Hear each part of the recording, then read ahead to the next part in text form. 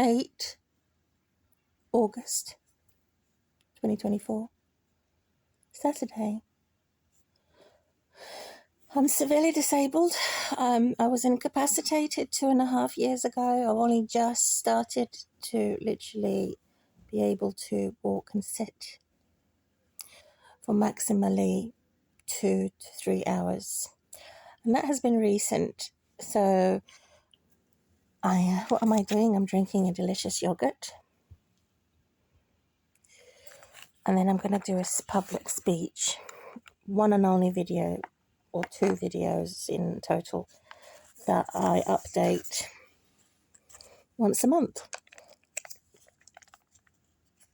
with protecting my identity, putting Vaseline on the lenses. However, my voice is not protected.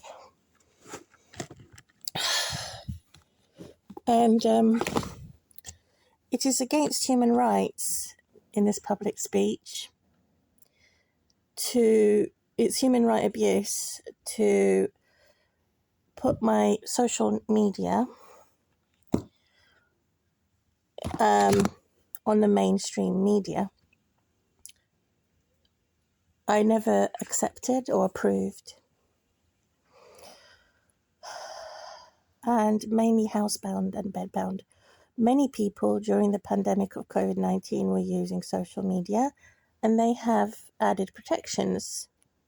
And the government has implemented new laws to suit only the rich, but not the poor, the crippled and disabled, which is a tyrannical thing to do. So they expect fair use, because it's free, guidelines. However, I've lost my trust in that, because they say that it is free. However, there are criminals on the web that are attacking the government. What makes me think that they're not going to attack me? Because of course they do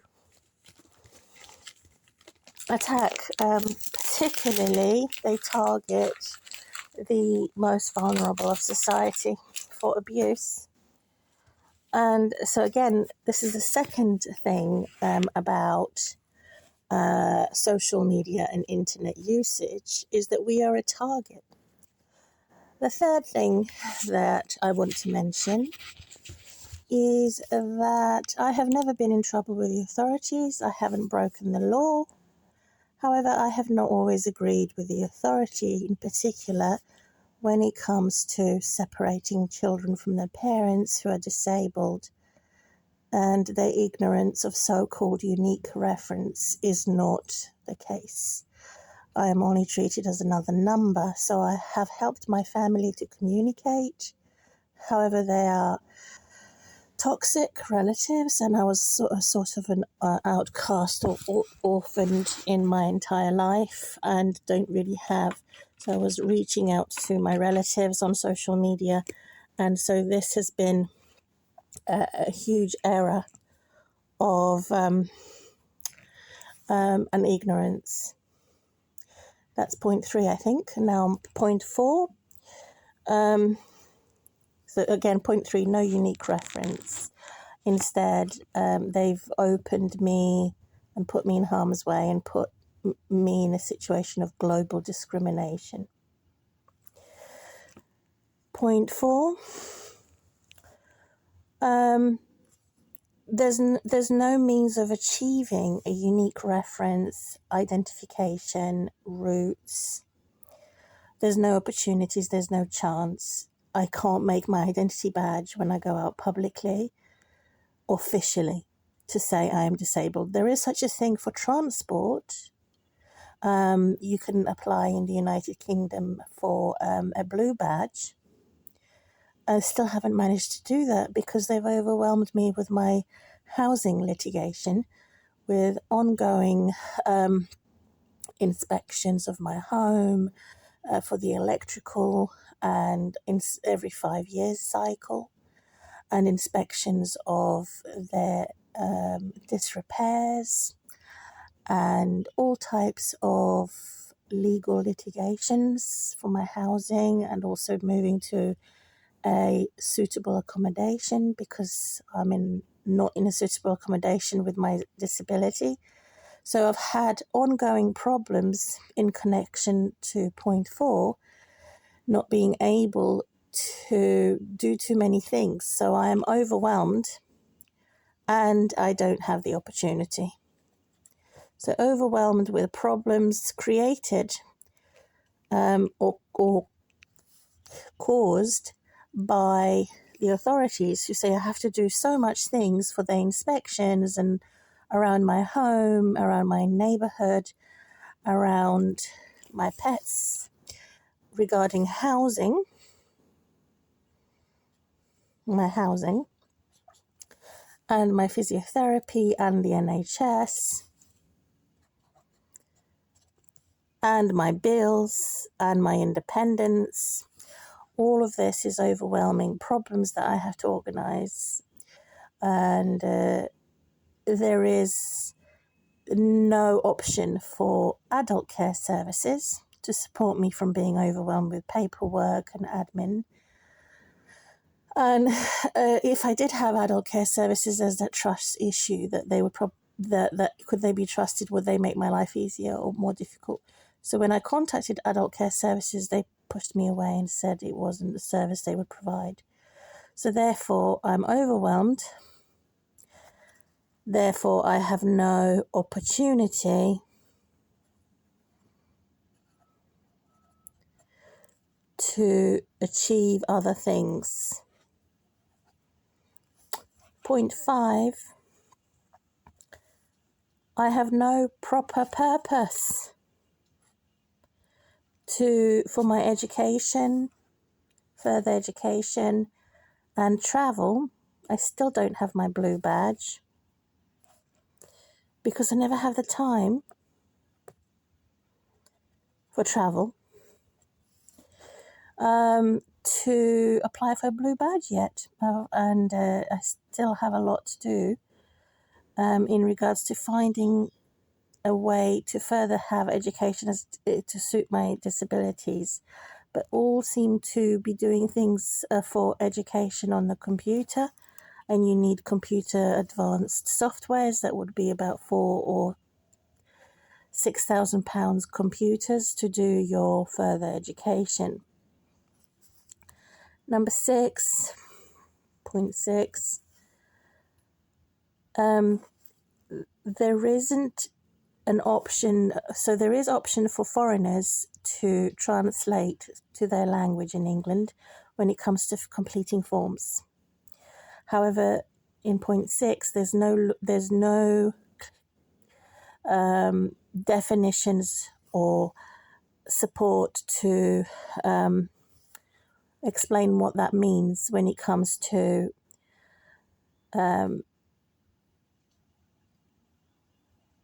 people that are uneducated or slow learning or autistic to understand what that means in the forms, and where you could have extra links or extra support to complete forms, particularly for those who have got a disability logo with a wheelchair in it. You have extra long waiting lists and very extra long everything to have added additional support for forms and other things, for meetings, and and also no, point number 7, no absolute true witnesses. So if I apply for one through Citizens Advice Bureau, that would mean I come from a very rich family or working class family that I don't. So it's a mountaintop to climb for a person who doesn't have what I've just said.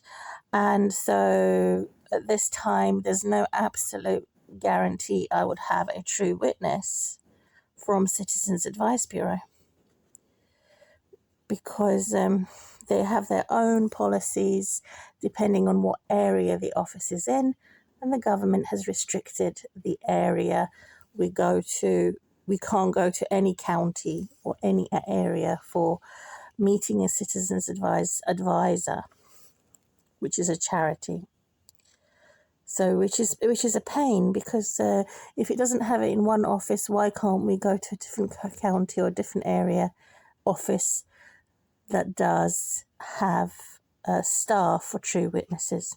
And they only seem to be there available for court cases, not for meetings and not for other things that are important, such as moving house and things like that. It's only for court cases available at the moment. Most people are drifting away yesterday, today, and forever, who are living under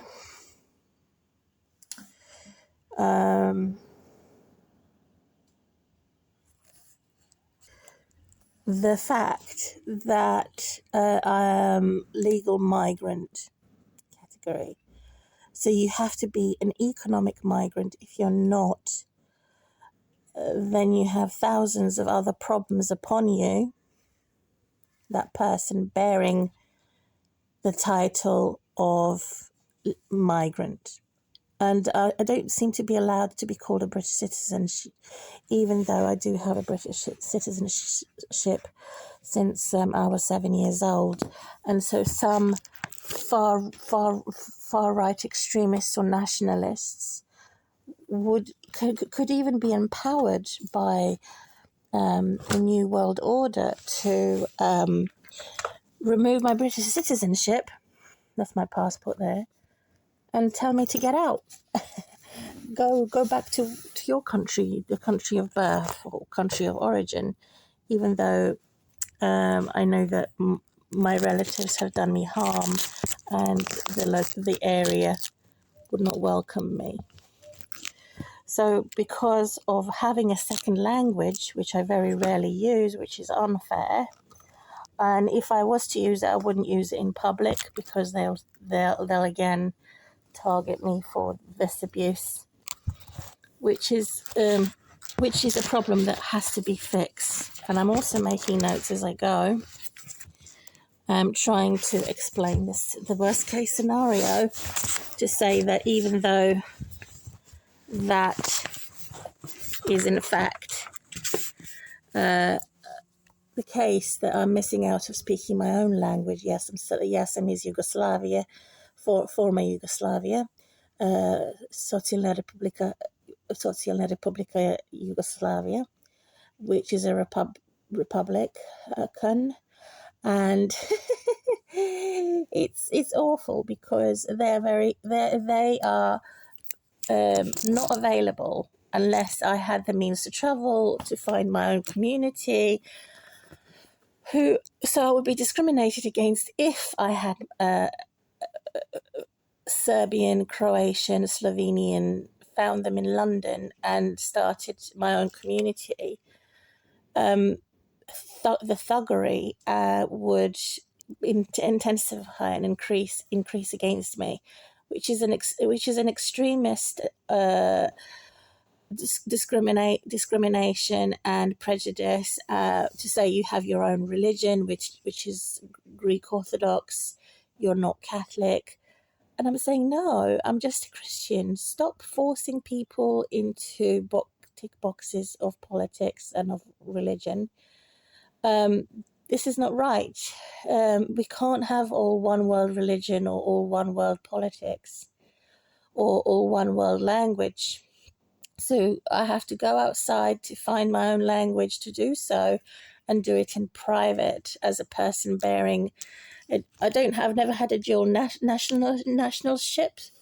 I've never had one, but I think it's a good idea to have one, because it goes to show that I'm not part of extreme nationalism, but I do believe in borders, and I also believe in international law as well as national law.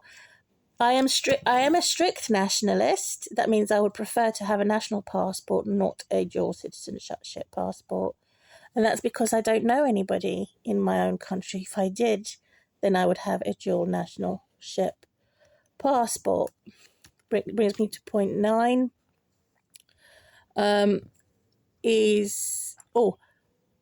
don't know many countries nowadays that have authorities that are not going to discriminate against your institution record of your relatives and DNA.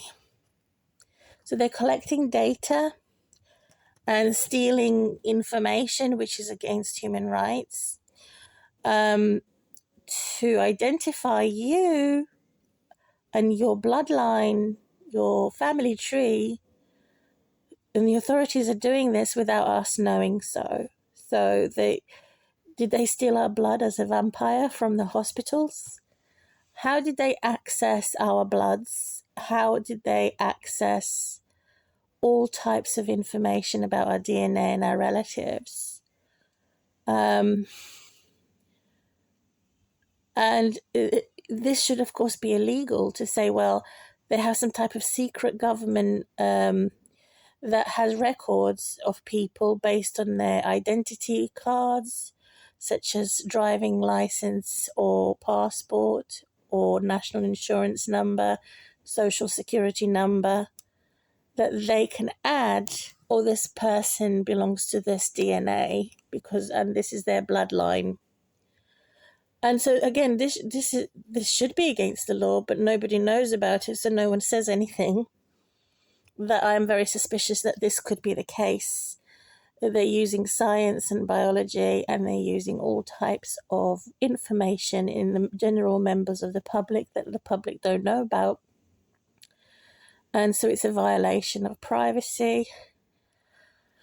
Under the Article 8, also surveillance cameras and other ways and phrases and codes of communication to civil servants, police, doctors, nurses that will identify me or put me on a wrong category or wrong identity through a face ID, facial ID, through my DNA ID that I know nothing about. So they, as an outcast and orphan, I think this is unfair that they would know more about my relatives and more about my mum and dad and their personalities, their lifestyles, their location. They would know more about my relatives than I do.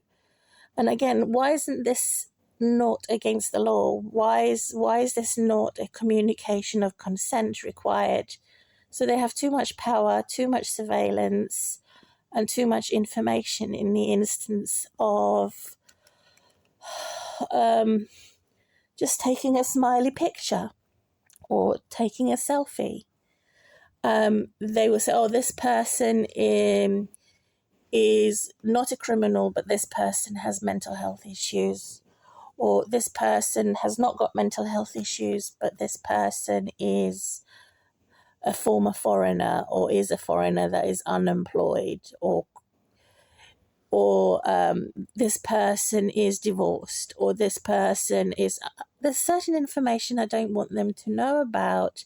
And even with access to Freedom Information Act, there's still a lot that is hidden and in the subject of this secret society that no one seems to notice or is aware of through new technologies and through all the records professionals take in connection to the hospital, in connection to simply visiting a dentist, an optician, a doctor or job centre, or even using the travel, such as the underground or the train or the bus. There is a lot of surveillance, and there's a lot to me to think that they're playing in the street. To them, it's a game. Contrary to the very serious aspect that my entire life is ruined every day as a dark suit of discrimination, damnation, defamation, defaming me. It's these are big problems. These are red flags of someone that I have not given consent to, including marriage offices and divorce offices, certificates, and LGBT communities, and all of these offices that I want to leave behind me, since I'm not married, since I'm no longer divorced because he's dead. And so all this history that is used against me, so I have to relive my life in a negative sense because this secret government or society says so. And no amount of money that I have borrowed or have on loan can remove this dark suit of damnation about using my past against me. Or if I can't call it a secret society, then it's mismanagement, then it is misrepresentation, deliberate agenda to make my life a mess. And no amount of money that I have can fix these huge problems. So that means I have even less liberty and I have less freedoms as a result of adulterated who are not single and LGBT who have had sex changes, both of which are a perversion opposite from purity. So if I maybe watch something that I shouldn't have watched, they could also deliberately switch on the button and make it look like it was something that I do all the time, which of course it was a one-off. So this is what I mean by oppression. So if I can't call it a secret society, then I will call them cyber bullies.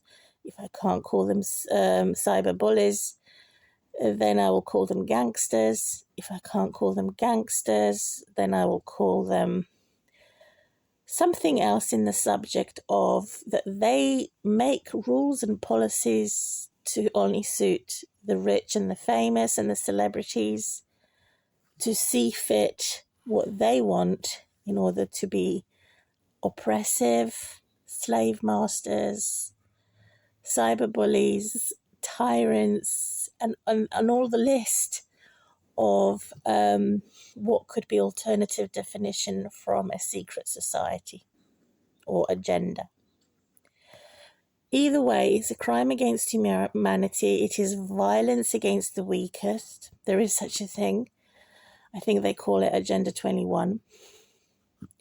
So as a result, how I feel or what impacts me, the result is feeling as if I've lost something constantly, that I'm borrowing something constantly, that I'm being bullied as a child in the classroom, as a teenager student rather than an adult, and all the boys sexually harassing me, and not having a pen because everyone's relying on the internet too much. And so that's the consequences. That's how it impacts me, and that's how I feel.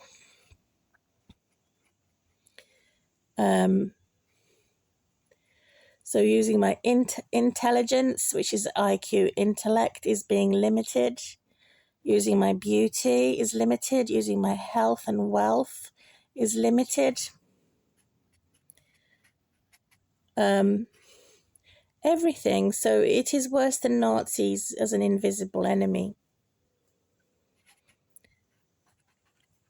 Those three things that we need to not only survive, to be happy, and to have a holy existence. And they want to force evil drama. They want to force holy people to be accused of being unholy, for the cursed to live as the holy and the blessed to live as the unholy, which is a curse. It's a condemnation against society. That they are forcing into categories where we don't belong. And so I know that God has blessed me. Know that God has disciplined me. I know that I am not in the curse condemnation category. I also know that since they believe my daughter's better off with me without me financially and educationally and psychologically because she hasn't got a father, they have then turned around and said, I don't deserve to be happy because of my child, because of my divorce, and because of the death of my ex-husband. Now, this is unreasonable, it's unfair, and it's abusive towards humanity. And so again, in every day, in every way, they've destroyed my life for no good reason. I haven't abused anybody, not an animal, not myself, not a child, not an elderly or any person. And so they're saying the fact that I have spoken the truth in itself is abusive. So that to me indicates it is a satanic system of abuse that has lasted and established for more than 200 years. Through the courts, through social services, through anything to do with the payroll, paycheck. All of this is connected to establish 200 years of institutional racism and oppressive legislation through the laws and courts and parliament that has already established for more than 200 years, going back to 500 years or more.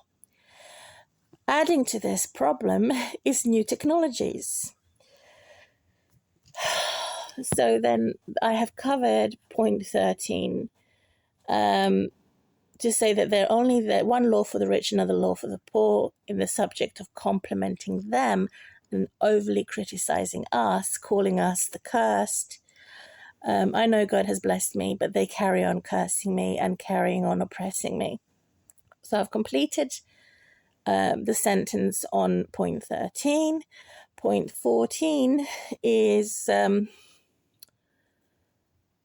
they have exposed Mr. Johnson Boris of telling lies in government, and they've showed us programs of how he cannot be trusted, which then gives them a table and a chart or like a teaching chalkboard to see complicated things that are needed to make a functional system. Again, we forget to be people.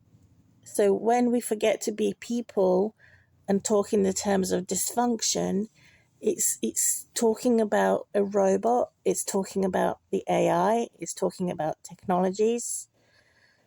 So they want to improve the system for covering up their lies because they have exposed Boris Johnson for lying. Therefore, they need to improve systems so that this doesn't reoccur again, that they can cover up crimes, immunity from crimes, and immunity for getting away with murder. So these two things, crime, so they're above the law, cover up, and being able to commit murder and get away with it. Since they have murder, which is everything to do with adultery, because God says in my Christian faith that adulterers are the same as murderers. So these two things that they are panicking now in Parliament or anywhere else regarding courts, travel, all types of systems, housing, luxury, purchasing things online and bank systems.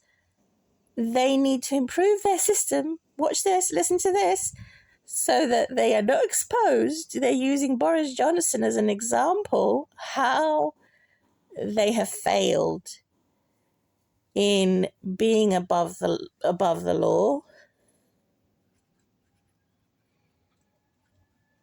In point 1, they have failed that they cannot get away with murder. Oh, So it's like two very bad, negative cheeky, not positive cheeky, scoundrels and false witnesses.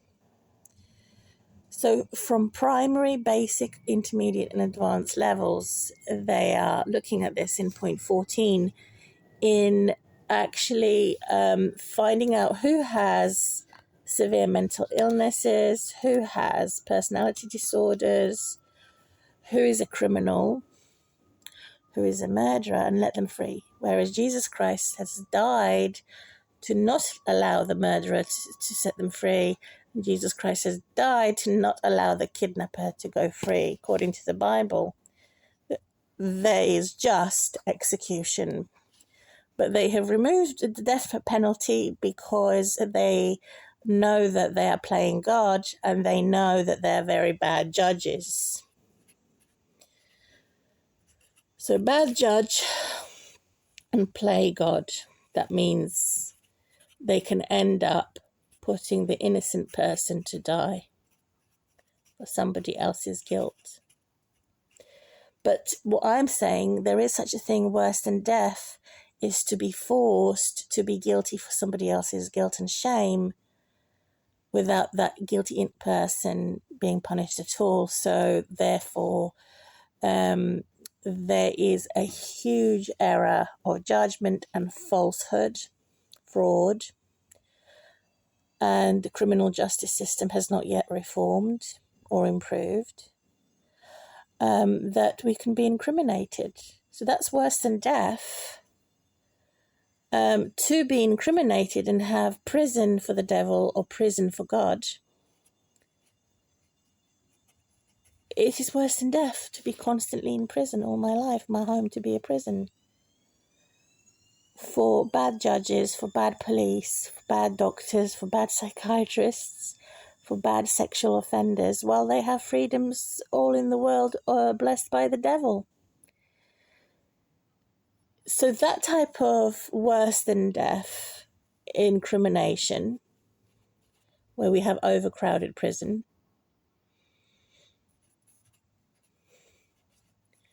which is worse than death, and it's not proactive, it's not productive. So overcrowd prison, which goes back to the original to say it is fair and just, according to God's laws, to look at war criminals, to look at other war criminals would, if they had the opportunity, commit genocide against thousands, millions of humans. So this is huge.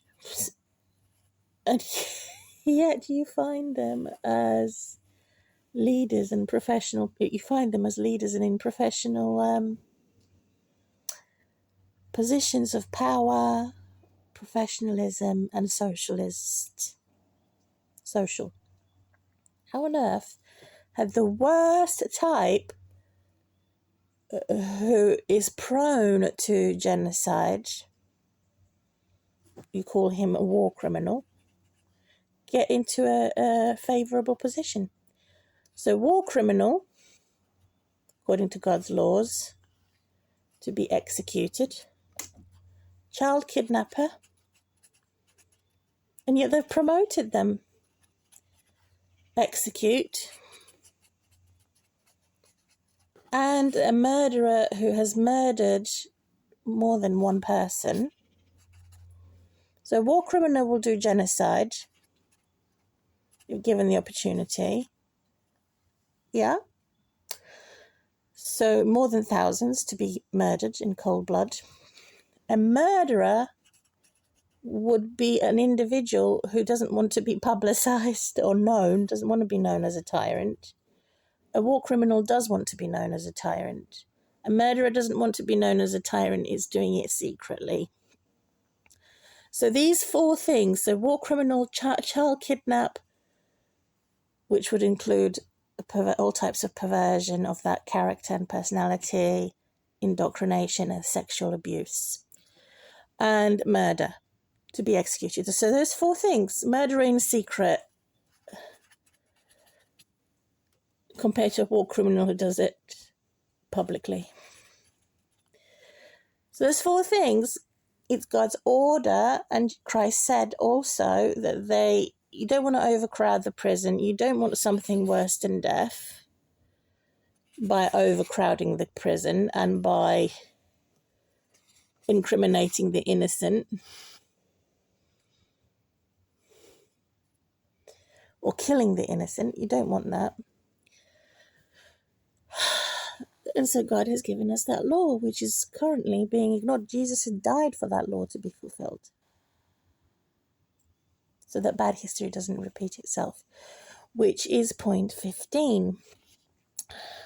In fact, in this communication. 16.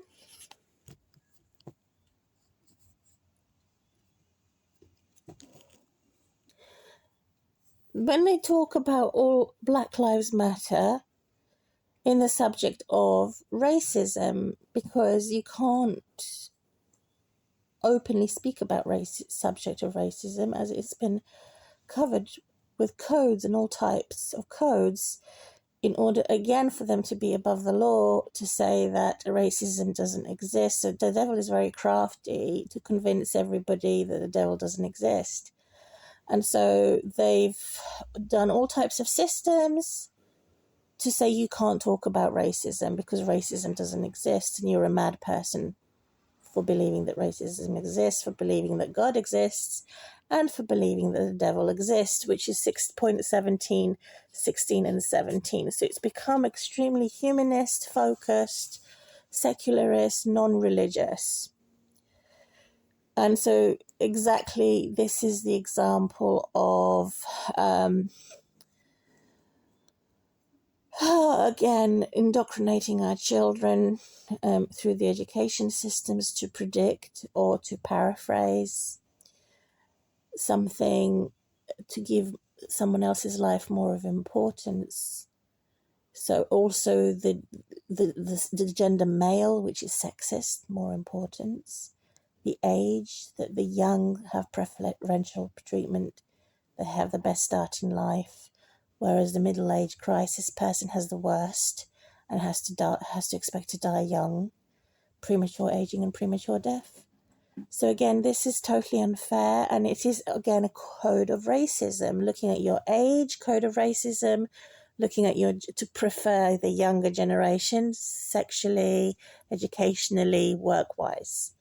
Age, which is racism, coded racism, religion, to say we prefer this denomination to be more white and that denomination to be more black, in the aspect of evangelism versus Catholics or something else. They have different denominations. Now, Jesus Christ has never done that. We've all just called Christians, so Christianity. Code of racism, where you go to shop, code of racism, what name you give to your baby, code of racism, and number 5, the matter of, in political term, Black Lives Matter. So they have saying this because they have been enslaved for 500 years, for example. But then you have the Jews and the Gypsies who have been enslaved a lot longer than the black community, the black, dark, 5 shades of brown. I meant the very dark-skinned African origin or Australian origin. So yes, they have had genocide, they have had enslavement for that amount of years, compared to the Jews and the Gypsies who have been enslaved for a lot longer amount of years. And so this is why we remember the Holocaust, genocide, not as much more compared to any other country, because the Jews and the Gypsies have been enslaved for a lot longer, so they're more ancient people. And so again, this is the code of racism, because they're saying Holocaust doesn't exist. The Jews and the Gypsies have not suffered the longest persecution. That only Black Lives Matter, which is only about the black skin. It's not about the Jews and the Gypsies. And so this matter of communication can be tunnel sort of vision focused on that. So it's not the case of all lives matter. It's the case of giving us more consideration and looking at the ethnic minorities, the marginalized, and the oppressed. That's to look at our predicament, what predictions they make, and which is very interesting. I don't know anything about this. I'm still learning. And so if you're a student, you have preferential treatment. You're preferred to, you're favoured in the community and society at large because you're young compared to the middle-aged who have struggled all their lives. We're not really supposed to be called students. It's not really allowed. It's stupid to start again in life, which is unfair and wrong. And it's also, this is sex prejudice to say that the gentleman is more important than woman through misogynism, which is the oldest devil going back to the beginning of time. So I've looked at, from then until now, these political subjects, and also speaking about how societies can be destroyed as a result of civil unrest and civil war, separating between the blacks and the whites, fighting all the time, which destroys societies. It destroys civilization. And those who are adulterated and murderesses, and like I've said, the ones who are not executed, that should be executed, are exactly causing this hostile environment, which is similar. It's worse than fighting the football team that belongs to one or not the other, the opposite. It's worse than that, which is coded racism in point 16 and point 17. And of course, no one's going to be nice about these stereotypes. Stereotypes. I'm just writing it down with my pen. Stereotypes are actually being weaponized, which brings me to point 18. So the very ones that should be executed are the ones who are behind the scenes and in front of the scenes. Jesus says, "Get behind me, Satan." Where the devil's lot have said the devil's work is never done, whereas God's lot are saying God's work is finished, and there's nothing that Satan can do.